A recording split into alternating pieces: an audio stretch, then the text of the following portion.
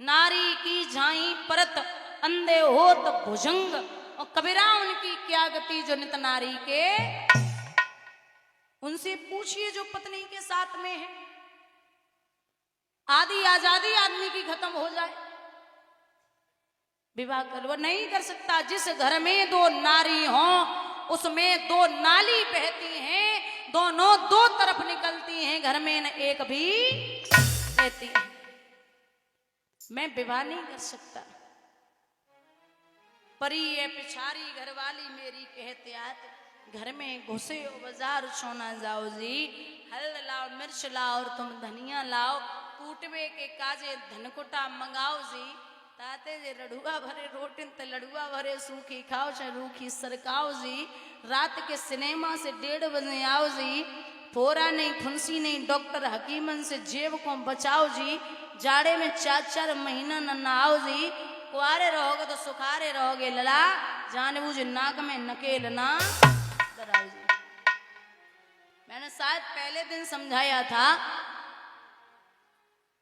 पहले दिन कहा था कि जब आदमी अकेला आए पृथ्वी पे तो 2 पैर होते, 2 पैर होते, पक्षी के आकाश में उड़ो, चाहे जा रहो चाहे जैसे घूमो।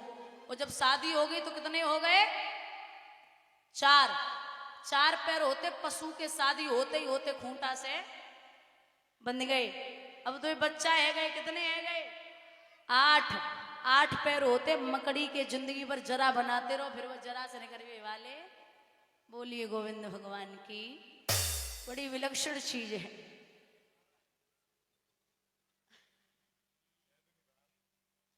भैया कहते हैं, राजा समझाने लगे कि बाबरी मत बने, शायद तो को पता ना है कि जो किस्मत में होगा वो कहीं भी हो आएगा जरूर, और जो किस्मत में नहीं है वो आके भी चला जाएगा। लिखते एक विद्वान ने बड़ी प्यारी लाइनें लिखी हैं कि एक वृक्ष की 2 डाली, पर किस्मत जुदा जुदा है। महाराज एक डाली जाए हवन में, एक से जली रही चिता है।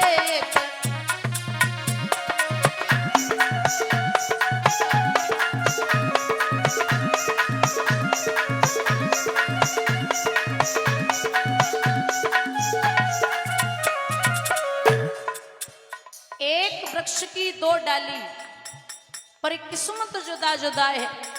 एक डाली जाए हवन में, एक से जल रही चिता है।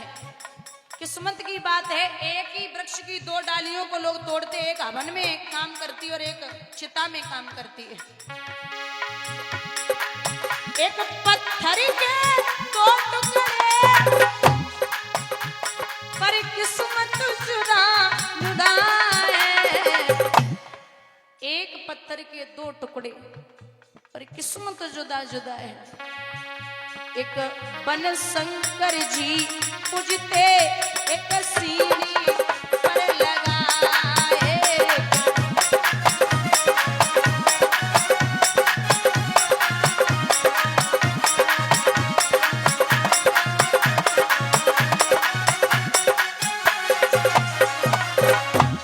आदमी एक पत्थर तोड़ करके एक ही शिवलिंग बना लेता, उसकी पूजा करता है, और एक सीढ़ियों पे लगा लेता, उसके ऊपर से निकलता है। किस्मत की बात है। एक राजा के 2 बेटे, पर किस्मत जुदा जुदा है। एक राजा के 2 बेटे, पर किस्मत जुदा जुदा है। एक झूले पालने में, एक पत्तों पर पड़ा है।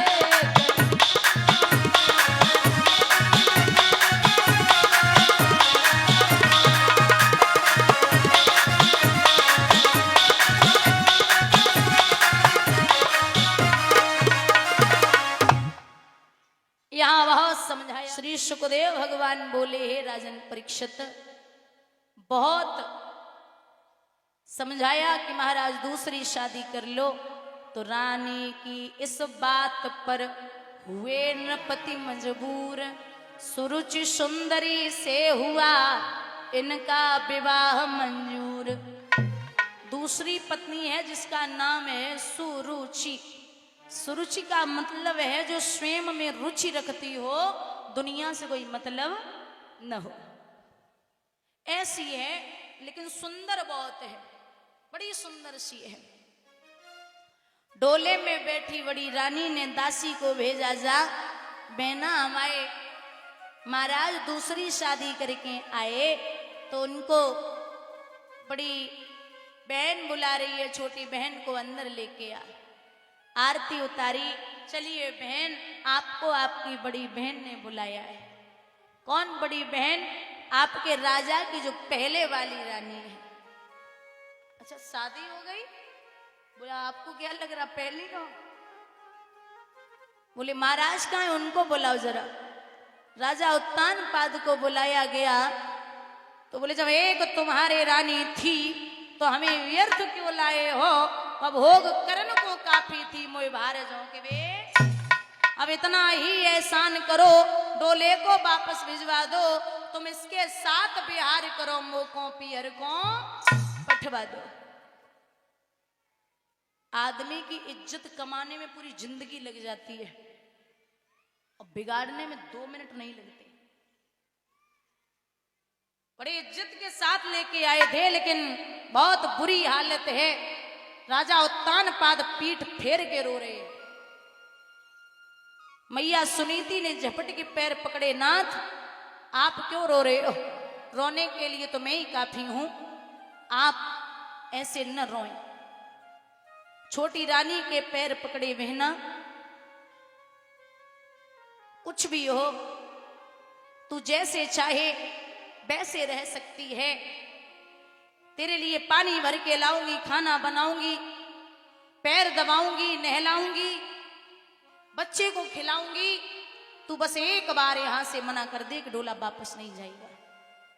मैया सुरुचि ने बड़ी रानी के पेट में एक लात मारी है। आपका बच्चा बाहर से पिट के आए, कोई थप्पड़ मार दे, तो घर पे आके माँ बाप संभाल लेंगे, मतलब चुप करा लेंगे, समझा देंगे। लेकिन अगर घर वाले ही पीटे ना, तो कोने में बैठ के रोता है। एक उदाहरण देती हूं। एक काम वाली थी माताओं, उसको उसके बेटे को एक हीरा मिला। उसने वो हीरा अपनी मैया को दिया। देख मां, ये हीरा है का? मैया ने वो हीरा को चारों तरफ से देखो और फेंक दियो। बोले कहां से उठाए लाओ जी, कांच का टुकड़ा है। तो लड़का चला गया, कामवाली वो हीरा को लेके सुनार के पास पहुंची। बोले भैया देख दो जे हीरा है। सुनार ने विचार करो, है तो हीरा, लेकिन हमने जैसे जे कह दी कि जे हीरा है तो हमसे लाखों रुपए ले लेगी। सुनार ने वो हीरा को फेंको, जवाब दो कहां से उठाए लाई, जो कांच का टुकड़ा है। अब कामवाली चली गई, सुनार वो हीरा को लेके जौहरी के पास पहुंचा। अब जौहरी से ज्यादा हीरे की परख कोई नहीं जानता। और हीरा बहुत मजबूत होता है, टूटता नहीं है, बहुत मजबूत होता है।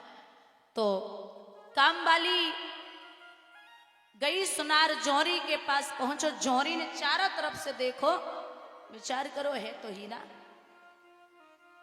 लेकिन अगर मैंने सुनार को बोल दिया कि ये हीरा है तो पैसे देने पड़ेंगे। जौहरी ने चारों तरफ से देखो और फेंक दी। बोले कहां से उठाए लाओ, जो कांच का टुकड़ा है। महाराज परीक्षित हीरे के 1 से 2 टुकड़े हो गए। एक व्यक्ति खड़ा खड़ा देख रहा था। बोले कैसे महाराज, क्या कर रहे हो? कामवाली ने फेंका, तुम नहीं टूटे। सुनार ने फेंका, तुम नहीं टूटे। लेकिन जब जौहरी ने फेंका तो 2 टुकड़े हो गए, क्या कारण है? तो हीरा जवाब देता है कि न कामवाली जानती थी कि मैं हीरा हूं, न सुनार जानता था कि मैं हीरा हूं, लेकिन ये जौहरी बहुत अच्छे से जानता है कि मैं हीरा हूं। जब अपने ही पहचानना बंद कर दें तो आदमी को टूटना ही पड़ता है। बोलिए गोविंद भगवान की। पराई ठोकर से तो कैसे भी कुछ भी हो जाए आदमी बर्दाश्त कर लेगा, जब अपने धक्का दे दें तो टूटने के अलावा कोई उपाय नहीं रहता। मैया सुनीति बहुत रोई, समझाया। बोले कैसे अंदर जाओगी? एक ही शर्त पे। शर्त क्या है? शर्त यह है कि हाथ में बांस, मोटी सी साड़ी, आज से अटे पर खड़ी हो जा चिड़िया और काग उड़ाएगी। एक शेर जो मिलेंगे उनकी रोटियां बना के नमक रख के खाएगी। ये कहा तो मैया ने हाथ में बांस लिया, मोटी सी साड़ी बांधी और एक बात कही है, जो दर्द दिए अपनों ने दिए, गैरों से शिकायत कौन करे।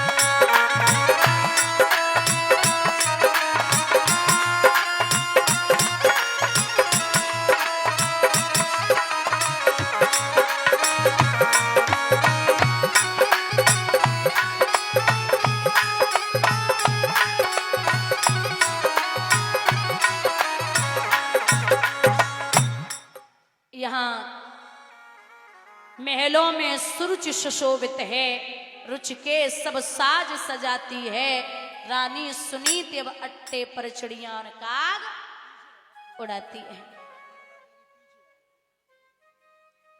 एक दो दिन नाए महाराज, एक दो महीना नाए, 6 महीना गए। मैया सुनीति ने राजा उत्तानपाद को चेहरा नहीं देखो। जो पतिव्रता औरत होती है वो पति के बिना एक पल नहीं रह सकती। रात्रि के 12 बजे माह के महीने में मैया सुनीति मरने के लिए चली। विचार करती है कि जीने से तो मर जाना अच्छा है। जो इतने महीने होने को आ रहे हैं, पति का चेहरा देखने को नहीं मिल रहा है। एक बामी होती, बामी जिसमें सर्प रहते हैं, मैया बामी के पास खड़ी है गई।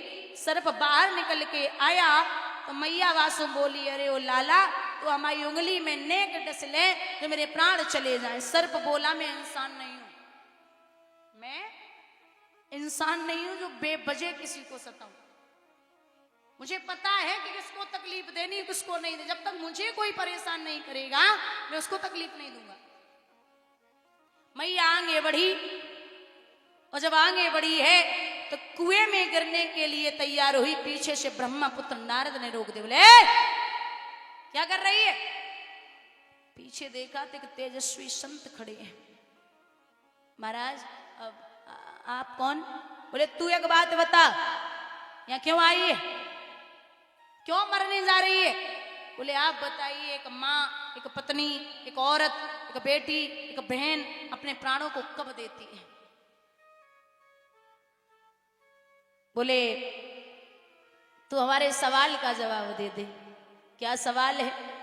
सवाल ये है कि का वर्षा थोड़ी भई और कह कहूं गो किसान, सही खेत बंजर पड़े कहा रची।